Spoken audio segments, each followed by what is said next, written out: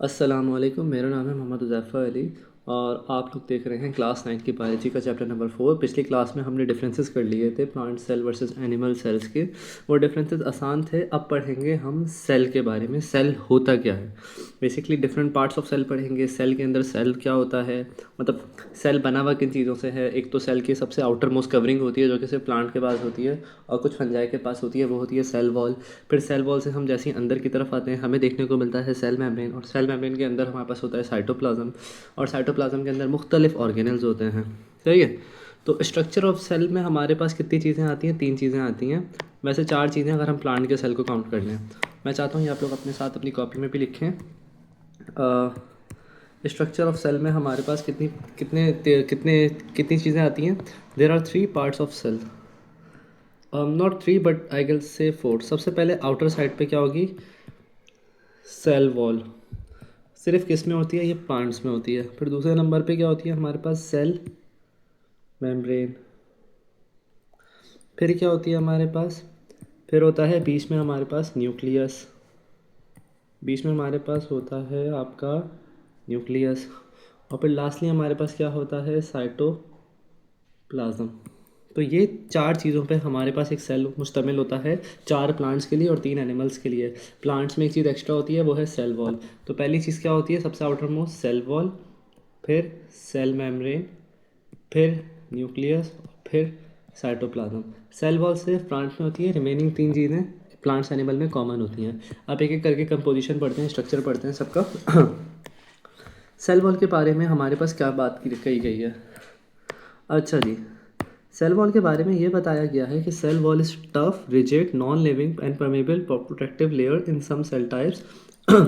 This outer covering is position next to the cell membrane in plant cell, fungi, algae and bacteria. The cell wall has many important functions including protection, structure and support. Sir क्या पढ़े जा रहे हैं, घंटा नहीं समझ आ रहा। बेटा समझाता हूँ, बड़ा आसान सी बात लिखी हुई है। बेसिकली यहाँ पे ये बात की गई है, सेल वॉल जो होती है ना हमारे पास, सेल मेम्ब्रेन के बाहर की तरफ होने वाली लेयर को कहते हैं, जो सिर्फ किस में पाई जाती है, प्लांट में, फंजाई में, अलगी में और बैक्टीरिया में। ये सेल है। और ये आउटर मोस्ट सेल क्या है इसकी, सेल मेम्ब्रेन। इस सेल मेम्ब्रेन के बाहर भी एक और लेयर होती है, इसको इसको हम क्या नाम देते हैं, सेल वॉल का। ये सिर्फ किसके अंदर पाई जाती है, प्लांट्स के अंदर, एनिमल्स के अंदर, ओ सॉरी, प्लांट्स के अंदर, बैक्टीरिया के अंदर, अलगी के अंदर और फंजाई के अंदर।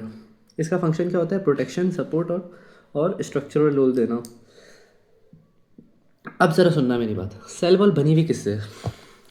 सेल वॉल हर ऑर्गेनिज्म के अंदर मुख्तलिफ चीज़ों से बनी हुई है। जैसे प्लांट्स के अंदर सेल वॉल बनी हुई होती है किससे, सेलुलोज से। बैक्टीरियल के अंदर वो किससे बनी हुई होती है, पेप्टाइडोग्लाइकन से। सही। और फंगल सेल के अंदर किससे बनी हुई होती है, काइटिन से, ग्लूकिन से एंड प्रोटीन से। प्लांट में जो सेल वॉल होती है वो बनी हुई किससे थी, सेल वॉल और सेलुलोज से। इसकी 3 लेयर्स होती हैं, और ये लेयर्स कौन सी है, middle lamella, primary cell wall and secondary cell wall. मैं समझाता हूँ कैसे। यहाँ पे कहीं डायग्राम होगी, हाँ सही है। ओके जी। प्राइमरी सेल वॉल क्या है, it lies inside the middle lamella and is mainly compose of cellulose. सही है। और मिडिल लैमेला क्या है, separates one cell from another. It is thin membranous layer on the outer side of the cell and is made up of sticky substance called pectin and cellulose. मैं एक बार पढ़ लूँ फिर आप लोगों को समझाता हूँ। सेकेंडरी सेल वॉल क्या है, outside the membrane is made. ये है हमारे पास, आप लोग देखें सेल आपस में कुछ इस तरीके से अरेंज हुए हुए हैं। सही। सेल आपस में कुछ इस तरीके से अरेंज हुए हुए हैं। सही। ये है हमारे पास ये वाला रीजन, ये है हमारे पास क्या, आपका प्राइमरी सेल वॉल। क्या है, प्राइमरी सेल वॉल। सही है। और ये जो बीच में लाइन जा रही है ये है हमारे पास क्या, आपका मिडिल लेमेला। और ये जो बीच में स्पेस नज़र आ रही है ये क्या है आपकी, ये है आपकी secondary cell wall. Secondary cell wall. Oh sorry, मैंने उल्टा बोल दिया। ये प्राइमरी की जगह सेकेंडरी कर लिएगा और सेकेंडरी की जगह प्राइमरी कर लिएगा। प्राइमरी सेल वॉल क्या करती है, 2 सेल्स को आपस में एक दूसरे से अलग कर रही है। ये देखो, ये एक सेल एंड हो रहा है यहाँ पे, ये एक सेल एंड हो रहा है इधर, और अगला सेल यहाँ से स्टार्ट हो रहा है। तो प्राइमरी सेल वॉल तो ये कर रही है। और सेकेंडरी सेल वॉल क्या कर रही है, प्लाज्मा मेम्ब्रेन को घेर रही है, या सेल मेम्ब्रेन को। सही है। और मिडिल लैमेला क्या है हमारे पास, यहाँ पे आपको छोटी सी जो स्पेस नज़र आ रही है ये है हमारे पास मिडिल लैमेला। और मिडिल लैमेला दो सेल्स को आपस में जोड़े रखती है और मिडिल लैमेला में हमारे पास एक कनेक्शन होता है जिसको हम क्या कहते हैं, प्लाज्मोडेस्माटा, जिसके बारे में हमने पीछे क्लासेस में डिस्कवर किया है। ये वही बात की हुई आगे, the opening in the cell wall are called plasmodesmata, जो हमारे पास स्ट्रैंड्स ऑफ साइटोप्लाज्म को अपने अंदर रखता है। इसकी वजह से एक सेल दूसरे सेल से कॉन्टैक्ट कर पाते हैं। Main function of the cell wall क्या है, प्रोटेक्ट करना inner parts of the plant cell को और प्लांट सेल को मोर यूनिफॉर्म और रेगुलर शेप देना, provide support for the plant body, plant की बॉडी को सपोर्ट प्रोवाइड करना। और ये सेल वॉल कम्प्लीटली परमेबल होता है, किससे, वाटर से, मिनरल सॉल्ट से, जिसकी वजह से जो प्लांट की रूट्स हैं वो इजीली वाटर और मिनरल को एब्जॉर्ब कर पाती हैं। अब आगे चलते हैं। अब आते हैं हमारे पास सेल मेम्ब्रेन। सेल मेम्ब्रेन सबसे आउटर मोस्ट स्ट्रक्चर है एनिमल सेल का, जबकि प्लांट सेल में आउटर मोस्ट स्ट्रक्चर क्या था, सेल का सेल वॉल। उसके बाद कौन आती थी, सेल मेम्ब्रेन। देखो ये है मेरे पास एक सेल, इसको हमने, ये क्या है, सेल की ऊपर वाली लेयर सेल मेम्ब्रेन। ये है मेरे पास एक और सेल, ये रखी आपकी सेल मेम्ब्रेन। और इस सेल मेम्ब्रेन के ऊपर आपको एक लेयर नज़र आ रही होगी, इस लेयर का हमने क्या नाम बताया था प्लांट्स के अंदर, cell wall. Plant cell wall में प्लांट सेल में आउटर मोस्ट स्ट्रक्चर क्या था, सेल वॉल। एनिमल सेल में क्या सेल वॉल होती है, नहीं, तो आउटर मोस्ट स्ट्रक्चर क्या हुआ, सेल मेम्ब्रेन। ओके जी। The cell membrane is the outer most living boundary of all cells. Outer most part होता है तकरीबन जितने भी लिविंग सेल्स हैं। सेल मेम्ब्रेन को हम प्लाज्मा मेम्ब्रेन भी कहते हैं। ये हमारे पास सेल के अंदर के एनवायरनमेंट को बाहर के एनवायरनमेंट से सेपरेट करती है। सेल मेम्ब्रेन जो होती है हमारे पास साइटोप्लाज्म को घेरे रखती है, मतलब सेल के अंदर मौजूद जितना भी स्ट्रक्चर है हम उसको साइटोप्लाज्म कहते हैं। अब ज़रा सुनना, बेसिकली जो सेल मेम्ब्रेन है ना हमारे पास, सेल मेम्ब्रेन का ना स्ट्रक्चर कुछ ये है। मैं आप लोग के बुक से टेक्स्ट पढ़ लिएगा, लेकिन मैं आप लोगों को बता देता हूँ। सेल मेम्ब्रेन ना बाई लेयर है। सेल मेम्ब्रेन क्या है, बाई लेयर। जैसे ये सेल है, ये एक सेल मेम्ब्रेन है, ये बाई लेयर है। Cell membrane is known as bilayer. जैसे देखें, एक लेयर ये रही, एक लेयर ये जा रही, अगली लेयर ये जा रही, एक लेयर ये जा रही, अगली लेयर ये जा रही। तो ये क्या है, हमारे पास बाई लेयर है। सर बाई लेयर तो है, पर क्या मतलब, समझा नहीं मैं आपकी बात। बेटा बाई लेयर है और ये है हमारे पास फॉस्फोलिपिड की बाई लेयर। सर ये फॉस्फोलिपिड क्या चीज़ है, बेटे फॉस्फोलिपिड ना कुछ स्ट्रक्चर्स के नाम है जो हमारे पास सेल मेम्ब्रेन में। आप इन दानों पे गौर करें, इन दानों पे, ये दाने कुछ ऐसे हैं और ये दाने नीचे से यूँ हैं। ये जो ऊपर वाला आपको हेड नज़र आ रहा है ये है हमारे पास फॉस्फोलिपिड, और ये जो नीचे वाली टेल आपको नज़र आ रही है ये है हाइड्रोकार्बन की चेन। सही है, ये क्या है, हाइड्रोकार्बन की चेन। ऊपर वाला हेड क्या है, फॉस्फोलिपिड। अब ये जो फॉस्फोलिपिड वाली जो चीज़ है ना, ये क्या होती है हमारे पास, हाइड्रोफोबिक, मतलब वाटर लविंग नहीं होती है, वाटर से दूर भागती है। यानी अपने अंदर सिर्फ ऑयल को ले सकती है, वाटर को नहीं ले सकती। तो सर वाटर कैसे जाएगा अंदर, बेटा आपको ये चैनल्स नज़र आ रहे हैं, ये चैनल्स वाटर को अपने अंदर सोक करेंगे, वाटर को लेके जाएंगे। सही है। मुझे पता है बहुत मुश्किल होगी, बस इतना समझ लो, जो चलो बुक में जैसा लिखा हुआ वैसे ही पढ़ लेते हैं। बेसिकली यहाँ पे ये बताया गया है कि सेल मेम्ब्रेन जो है हमारे पास क्या है, एक फ्लूइड स्ट्रक्चर है with various protein and carbohydrate components floating in freely in the membrane. जैसे ये है मेरे पास एक हाँ, ये मेरे पास रखी हुई फॉस्फोलिपिड की bilayer cell membrane. Basically एक लेयर नीचे की तरफ, एक लेयर ऊपर की तरफ। इसके अंदर मुझे प्रोटीन्स भी नज़र आ रहे हैं, कार्बोहाइड्रेट्स भी नज़र आ रहे हैं, फॉस्फोलिपिड भी नज़र आ रहा है, कार्बोहाइड्रेट भी नज़र आ रहे हैं, प्रोटीन भी नज़र आ रहे हैं, मतलब सब कुछ मिक्स हुआ हुआ है। और क्या कहते हैं, इसके अंदर क्या है हमारे पास, ये सेल मेम्ब्रेन जो है ये क्या है, सेलेक्टिवली परमिएबल है, सिर्फ कुछ ही चीज़ों को अंदर आने देती है, जैसे कि हाइड्रोजन आयन और सोडियम को, और कुछ छोटे मॉलिक्यूल जैसे ऑक्सीजन, कार्बन डाइऑक्साइड, और कुछ बड़े मॉलिक्यूल्स को जैसे कि ग्लूकोज, अमाइनो एसिड। सारे बड़े मॉलिक्यूल्स को नहीं, सिर्फ कुछ ही। और ये अपने अक्रॉस मूवमेंट को कंट्रोल करती है कि किसको अंदर भेजना है और किसको बाहर भेजना है और किसको अंदर लेना है। तो ये सब कौन देख रहा होता है, फॉस्फोलिपिड। ऐसा ही है। अब आगे चलते हैं। It performs many functions within the cells. ये सेल के लिए बहुत ज़्यादा मतलब बहुत सारे फंक्शंस परफॉर्म करता है, जैसे ऑस्मोसिस, यानी बाहर से वाटर कितना अंदर लेना है और अंदर से वाटर कितना बाहर भेजना है, और डिफ्यूजन, मतलब बाहर से अंदर चीज़ कितनी लेनी है, और transport of nutrients into the cell, बाहर से आने वाले ऑक्सीजन, कार्बन डाइऑक्साइड और फूड को कैसे इन्होंने, और बाहर से आने वाले ऑक्सीजन को और फूड को और न्यूट्रिएंट्स को कैसे लेना है, और इंजेक्शन, प्रोसेस ऑफ इंजेक्शन को। मिसाल के तौर पे ये रखा हुआ एक सेल और यहाँ पे फूड पार्टिकल है। आप लोगों को याद होगा ये सेल क्या करेगा, अपने यहाँ से एक बडिंग निकालेगा और उस फूड को ऐसे अंदर खींच लेगा। ये उसने बड बनाया, फूड को फाइनली अपने अंदर खींच लिया। Movement across the cell membrane, दो तरह, देखो सेल, ये सेल है मेरे पास, सही है। इस सेल के अक्रॉस मूवमेंट, अगर तो बाहर कोई चीज़ ज़्यादा है ना, मतलब जिसकी अमाउंट ज़्यादा है, तो वो सीधा सीधा बाहर से अंदर आ जाएगी, किसके ज़रिए, डिफ्यूजन के ज़रिए। डिफ्यूजन क्या है, movement of substances from a region of higher concentration to low concentration. देखा है ना आपने। आप ज़रा क्या करें, आप ज़रा पानी बहाएं तो जहाँ से पानी ज़्यादा होता है वहाँ पानी वहाँ से बह के जाता है उस तरफ जहाँ पे पानी कम होता है। सही है। इस तरीके से सेल के बाहर जिस चीज़ की कंसनट्रेशन ज़्यादा होगी वो ऑटोमेटिकली सेल के अंदर आ जाएगा। और डिफ्यूजन में हमारे कोई एनर्जी की ज़रूरत नहीं है। जैसे इधर देख लें, लंप ऑफ शुगर, यहाँ पे जैसे ही आपने शुगर के दाने को फेंका वो इधर शुगर की कंसंट्रेशन ज़्यादा थी, वो शुगर ज़्यादा वाली कंसंट्रेशन से कम वाली कंसंट्रेशन की तरफ जाने लगा जहाँ पे तक शुगर की कंसंट्रेशन नहीं थी, और फाइनली शुगर पूरी जग में जाके डिजॉल्व हो गया। आगे चलते हैं। फिर है हमारे पास ऑस्मोसिस। ऑस्मोसिस क्या है? Movement of water molecules from concentration gradient, मतलब हाई से लो की तरफ जाना, और इसमें भी हमारे पास एनर्जी नहीं लगती। अब आगे चलते हैं। बेसिकली यहाँ पे पता है क्या बात की गई है? आप लोगों को बताता हूँ मैं। ये फिर पढ़ लेते हैं तमीज़ से। Movement of water molecules from occurs down a concentration gradient that is from dilute solution to concentrated solution. यहाँ पे ये बात गई है, हमारे पास डाइल्यूट से कंसनट्रेटेड सॉल्यूशन में होती है वाटर की मूवमेंट, और इस प्रोसेस को नाम देते हैं ऑस्मोसिस। मैं समझाता हूँ कैसे। आपने एक जग लिया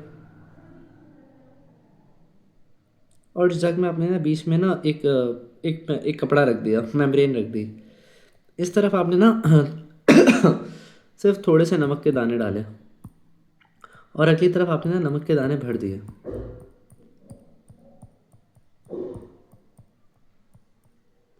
अब क्या होगा? पानी लो कंसंट्रेशन से मतलब लो कंसंट्रेशन से कहाँ की तरफ मूव करेगा? High concentration. हाई कंसंट्रेशन किधर होगी? जहाँ पे सॉल्ट पार्टिकल ज़्यादा होंगे, यानी कंसंट्रेटेड सॉल्यूशन की तरफ। तो पानी यहाँ से मूव करेगा इधर, पानी यहाँ से मूव करेगा इधर, क्योंकि पानी की कंसंट्रेशन उधर ज़्यादा है ना डाइल्यूट में। और हमें देखने को क्या मिलेगा? अब इस जगह का वाटर लेवल कुछ इस तरीके का है। सही है, क्योंकि पानी यहाँ पे हमारे पास ज़्यादा था और यहाँ पे कम था। यहाँ पे ज़्यादा क्या था? यहाँ पे ज़्यादा था हमारे पास यहाँ पे हमारे पास ज़्यादा था सॉल्यूट्स, और कम क्या था? वाटर। जबकि यहाँ पे क्या ज़्यादा था? यहाँ पे वाटर ज़्यादा था, और क्या कम था? सॉल्यूट्स। आई होप मैंने कंफ्यूज नहीं किया होगा, बड़ा आसान सा लिखा हुआ था। अच्छा जी, तीन तरह के सॉल्यूशंस होते हैं हमारे पास सेल को लेके। एक होता है हाइपोटोनिक, एक होता है आइसोटोनिक, और एक होता है हाइपरटोनिक। आइसोटोनिक वो सॉल्यूशन होता है जिसमें हमारे पास सेल को ऐसे सॉल्यूशन में प्लेस किया जाए जिसमें सेल की अपनी कंसंट्रेशन और उसके बाहर की कंसंट्रेशन एकदम सेम हो। अपनी कंसंट्रेशन और बाहर की कंसंट्रेशन एकदम सेम हो। जैसे इधर देखें, सेल में भी उतनी सॉल्यूट है जितने उसके सॉल्यूशन में सॉल्यूट है, तो अंदर बाहर की कंसंट्रेशन सेम है। ना अंदर से कोई चीज़ जाएगी, ना अंदर कोई चीज़ जाएगी सेल के, ना सेल से बाहर आएगी कोई चीज़। सही है। अब देखते हैं ये आइसोटोनिक था। अब देखते हैं हाइपोटोनिक। हाइपोटोनिक वो सॉल्यूशन होता है जिसमें हमारे पास सेल के अंदर तो उसके सॉल्यूट भरे हुए होते हैं, पर सॉल्यूशन में कोई सॉल्यूट नहीं होता। सेल में तो उसके सॉल्यूट होते हैं, पर सॉल्यूशन में कोई सॉल्यूट नहीं होता, जिसकी वजह से पानी बाहर बाहर जो है ज़्यादा कंसंट्रेशन में होगा, तो वाटर क्या करेगा? फाइनली इसके अंदर मूव होने लगेगा, और सेल थोड़ी देर में ऐसे गुब्बारे की तरह फट जाएगा। सही है। अब आगे देखते हैं हाइपरटोनिक सॉल्यूशन। हाइपरटोनिक में क्या होगा? सेल ऐसे सॉल्यूशन में प्लेस होगा जहाँ पे सेल के अंदर इतना सॉल्यूट नहीं होगा जितना उसके सॉल्यूशन में सॉल्यूट होगा। इधर देख लें।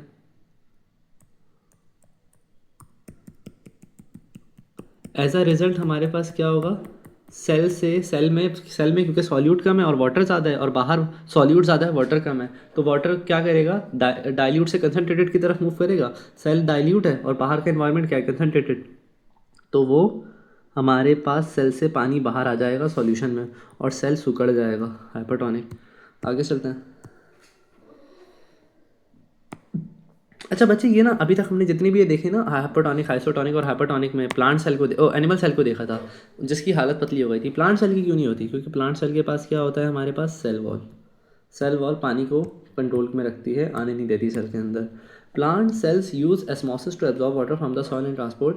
हाइपरटोनिक सॉल्यूशन में हमारे पास प्लांट पानी तो लूज करता है, अच्छा, सिर्फ हाइपरटोनिक में क्या होता है, प्लांट अपना पानी लूज़ कर देता है, मतलब अपना अंदर का पानी से मुराद प्लांट का सेल अपना वाटर लूज़ करता है और उसका साइटोप्लाज्म श्रिंक हो जाता है। इस प्रोसेस को हम कहते हैं प्लाज्मोलाइसिस, जिसमें हमारे पास जो साइटोप्लाज्म था वो डिस्ट्रॉय हो गया, ब्रेक डाउन हो गया। ऑस्मोसिस इन द किडनीज, हमारी किडनीज में ऑस्मोसिस का बहुत इंपॉर्टेंट रोल होता है, जो हमारी बॉडी में सॉल्ट एंड वाटर को मेंटेन रखती है।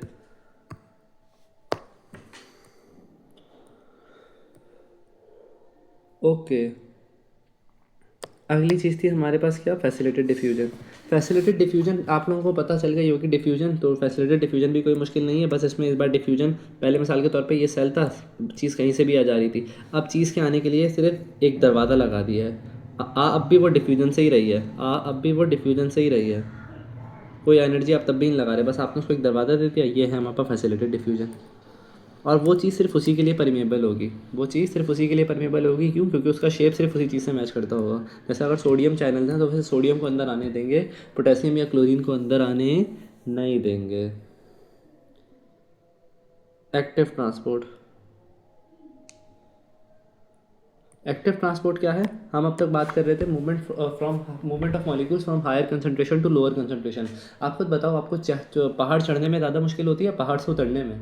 आप बोलोगे सर पहाड़ चढ़ने में ज़्यादा मुश्किल होती है, उतर तो बड़े हम आराम से जाते हैं ग्रेविटी के साथ, हम तो उतरने में जीते हैं। बेटा पहाड़ चढ़ने में मुश्किल क्यों होती है? क्योंकि उसमें आपकी एनर्जी खर्च होती है और आप अगेंस्ट द ग्रेविटी जाते हो। इसी तरीके से एक्टिव ट्रांसपोर्ट में हम लो कंसनट्रेशन से हाई कंसंट्रेशन की तरफ जाते हैं, इस वजह से हमें क्या देनी पड़ती है, एनर्जी। और एनर्जी बायोलॉजिकल फॉर्म में कहाँ पे अवेलेबल होती है, एटीपी के पास अवेलेबल होती है। सही है, और इसकी एग्जांपल क्या है, sodium potassium ions in the figure वो। अब ज़रा आप यहाँ पे देखो, अंदर सोडियम आइंस की ना बाहर बाहर में ना सोडियम आइंस की ना तादाद ज़्यादा होती है और अंदर पोटेशियम आइंस की तादाद ज़्यादा होती है। तो बाहर से अंदर तो आ सकता है, पर अंदर से क्या बाहर जा सकता है? बहुत मुश्किल है। इसीलिए किसका रोल प्ले होता है, एटीपी। एनर्जी आती है और सोडियम को पकड़ पकड़ के बाहर फेंक देती है। सही है, इसको कहते हैं एक्टिव ट्रांसपोर्ट। पोटेशियम के लिए भी यही चीज़ है। कंटिन्यू करते हैं इसके बाद से।